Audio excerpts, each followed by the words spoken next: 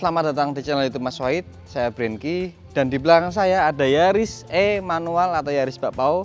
Tapi kali ini istimewa karena kilometernya baru 30.000.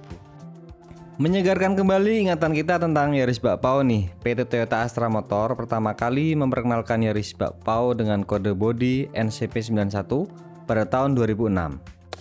Hatchback compact ini hadir untuk meramaikan pasar bersama para pesaing seperti Suzuki Swift, Honda Jazz, Ford Fiesta, Mazda 2, dan Hyundai Grand i20.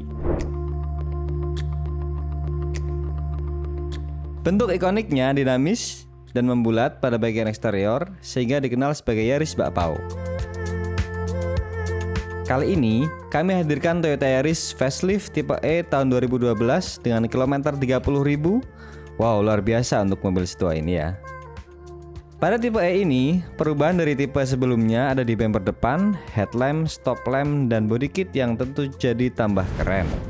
Dibalut warna abu muda metalik membuat tampilannya tampak selalu bersih ya, karena banyak noda tersamarkan di warna ini.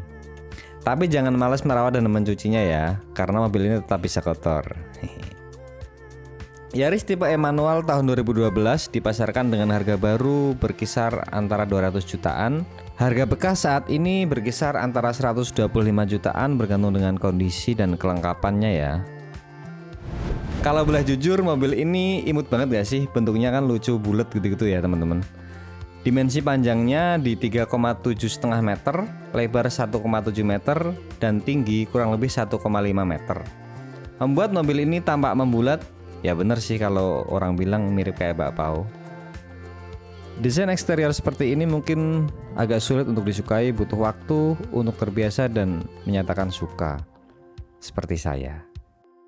Pada bagian depan, sarang lembah hadir pada grill atas dan bawah berwarna hitam yang dipisah oleh bumper, ada logo Toyota, ada lampu halogen dan fog lamp opsional.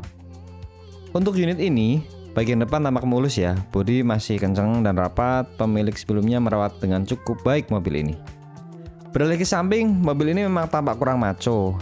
Ada kesan lain yang ingin disampaikan dari desainnya yang lucu dan imut ini. Di samping ada apa saja? Ada lampu spion yang cukup membantu memberi tanda pengendara lain saat akan berbelok. Sedikit ke bawah, ada ban ukuran 185/60 dan velg ring 15 yang menurut saya ini proporsional dengan bentuk bodinya. Rem cakram depan dan tromol di bagian belakang, didukung fitur keselamatan seperti ABS dan EBD. Ground clearance-nya 14 cm, ini sedikit lebih pendek dari Honda Jazz generasi 3 dengan ground clearance 16,5 cm, padahal Jazz kelihatan ceper ya. Bagaimana? Kalian suka dengan tampilan samping ini? Untuk bagian belakang cukup ramai nih. Spoilernya sekaligus dibekali lampu LED yang terintegrasi dengan lampu belakang lainnya. Kacanya sudah dilengkapi defogger, ada wiper dan antena di bagian atas. Di balik pintu terdapat bagasi yang kecil, ya pasti kecil sih. Tapi kapasitas segini masih ada ban cadangan yang tertutup cover dan di atasnya muat untuk satu koper ukuran sedang atau dua koper kecil. Kalau butuh storage lebih, jok baris kedua bisa direbahkan dan ruang penyimpanannya menjadi lebih lega. Ada logo Toyota, logo Yaris dan tipe E. Tidak ada yang istimewa di bagian bawah dan desainnya biasa aja. Sekarang kita masuk bagian kabin dan konfigurasi joknya nih. Untuk ukuran rata-rata orang Indonesia, masuk ke dalam kabin Yaris Bakpao ini cukup mudah. Jok bagian depan bisa kita sesuaikan dengan posisi duduk ternyaman masing-masing. Bisa sliding, recline, dan high adjustment manual.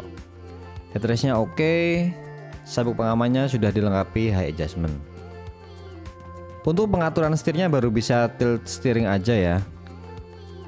Driving positionnya agak tinggi, ini bagus untuk meminimalkan blind spot. Mari kita lihat kondisi interior mobil berusia 12 tahun yang katanya baru 30.000 km nih. Bahan fabric pada joknya masih cantik lah ya, karena ini masih terbungkus cover jok bawaan dari pabrik. Sampai saya teliti dan belum menemukan robek sama sekali. Yang terpenting masih enak buat duduk ya kan. Soal kenyamanan, rajin-rajin bersihin aja deh. Beralih ke dashboard, warna hitam menghiasi hampir seluruh permukaan. Sentuhan aksen silver di bagian kisi AC dan head unit single din hingga ke bawah sampai pada knob pengaturan temperatur. Di area ini tersedia fitur pendukung seperti aux, SD card slot, dan tentunya head unit single DIN. Selain itu juga tersedia lighter, wiper tanpa interval, rem parkir tarik, dan AC kontrol manual. Panel speedometer di bagian tengah tuh kurang pas menurut kami, masih enak yang di belakang setir deh. Sebagai gantinya, di belakang setir tersedia tempat penyimpanan yang cukup besar ya. Selain di belakang setir, ruang penyimpanan pada mobil ini sangat melimpah. Setir dengan bahan rubber palang 3 ini tampak masih oke ya, masuk akal dong untuk kilometer 30.000. Penerangan kabin disediakan lampu halogen 3 titik, sangat cukup untuk menerangi ruangan yang tidak begitu besar ini. Sun visor sudah ada kacanya, tapi belum ada lampunya ya.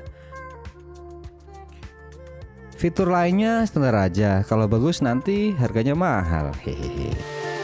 Kabin penumpangnya gimana? Saya dengan tinggi 165 cm bisa duduk dengan cukup leluasa.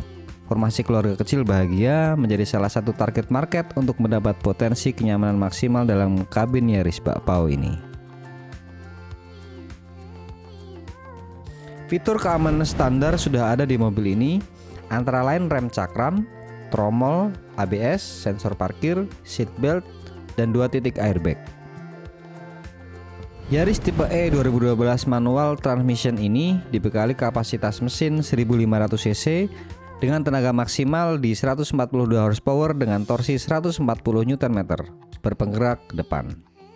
Transmisi manualnya 5 speed yang saya rasa cukup instan di tarikan pertama, tapi PR-nya sih koplingnya terlalu keras menurut saya.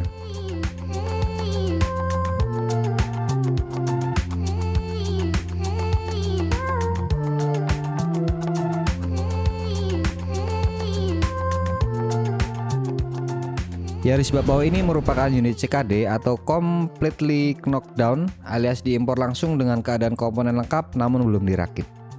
Biaya servis rutin yang terjangkau dan populasinya saat ini, kondisi spare part bukan hal yang harus dikhawatirkan.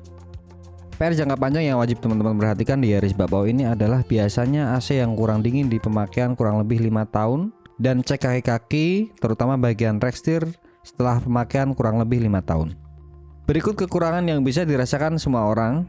Yang pertama, plastiki di bagian interior, suspensi agak stiff, AC kurang dingin, kemudian road noise cukup terdengar ke dalam kabin.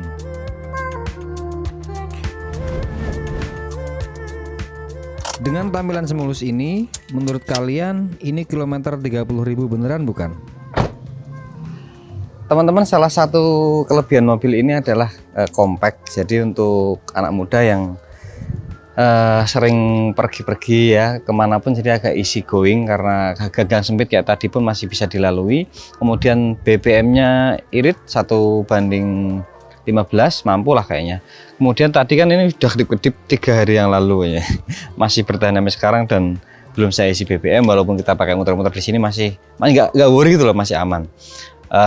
Jaringan servisnya yang pasti luas, perawatannya mudah, kemudian purna jualnya pasti masih sangat-sangat aman ya teman-teman. Kalau menurutku dengan harga 120-an mobil ini menurut saya pribadi cenderung biasa saja karena banyak opsi lain yang bisa dipilih dari segi desain dan sebagainya.